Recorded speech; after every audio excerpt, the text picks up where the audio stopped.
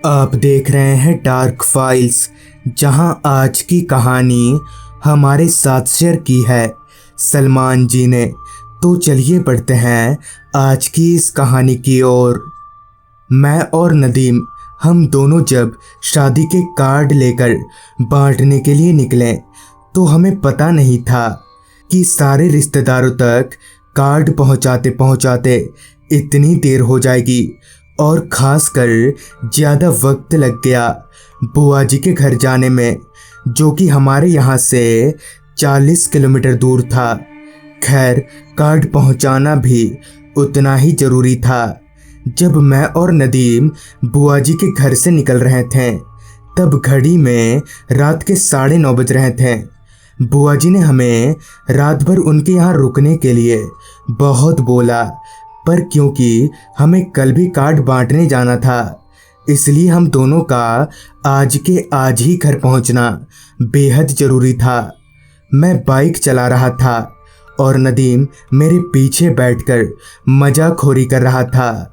चूँकि मैं काफ़ी देर से बाइक चला रहा था और बहुत थक गया था, इसलिए थकान के मारे अब मेरी पलकें भारी होने लगी थीं। और क्योंकि नदीम को बाइक चलाना नहीं आता था तो ऐसे में मैं चाह कर भी कुछ नहीं कर सकता था। यूं ही कुछ देर तक चलते रहने के बाद अब हमारी बाइक उस रास्ते पर थी जिसके बारे में हमने ना जाने कितनी अफवाहें सुन रखी थीं। मैं और नदीम थोड़ा डर तो रहे थे, मगर हमारे पास आगे बढ़ने के अलावा और कोई चारा नहीं था। हमें अपने डर को तकरीबन 3 किलोमीटर तक ऐसे ही बरकरार रखना था, क्योंकि ये रास्ता 3 किलोमीटर लंबा था। अभी मैं बाइक को स्पीड में भगा ही रहा था कि नदीम ने कहा, यार तू जानता तो है ना इस रास्ते के बारे में कि यहाँ कितनी चोरी डकैती होती है।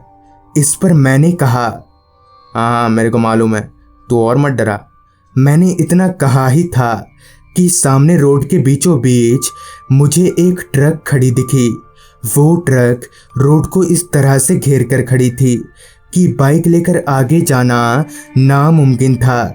लिहाजा मैं बाइक की स्पीड कम करने लगा। अभी मैं बाइक की स्पीड कम कर ही रहा था कि अचानक ही बाइक का टायर फिसला, जिससे मैं और नदीम बाइक के साथ ही धड़ाम से ज़मीन पर जा गिरे।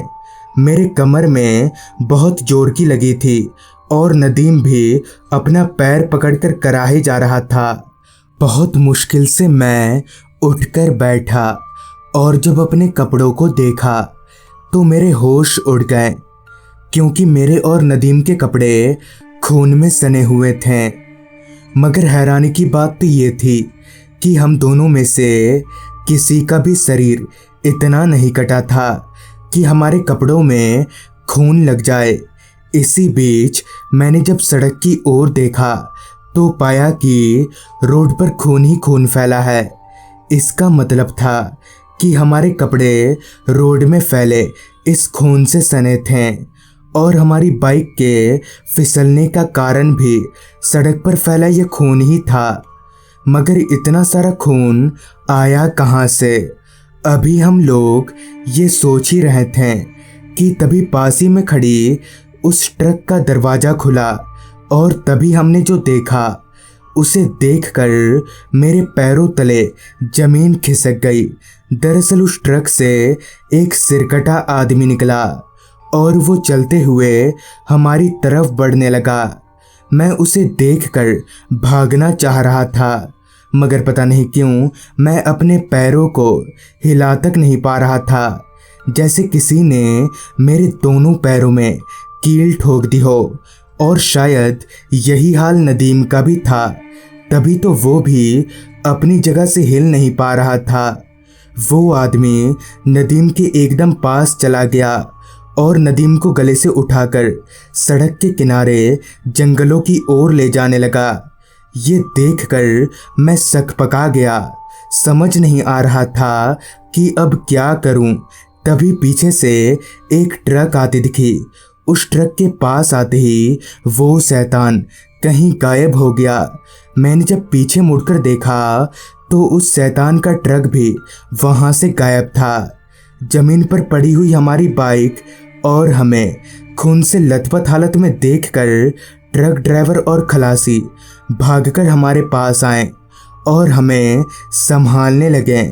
फिर मैंने उन दोनों को पूरी बात बताई, जिस पर उनका ये कहना था कि कुछ दिन पहले एक ट्रक ड्राइवर अपनी ट्रक के साथ रात के वक्त इसी रास्ते से गुजर रहा था, मगर तभी कुछ बदमाशों ने लूटपाट के इरादे से उसे घेर लिया और पता नहीं कैसे उन्होंने उसकी ट्रक भी रुकवा दी।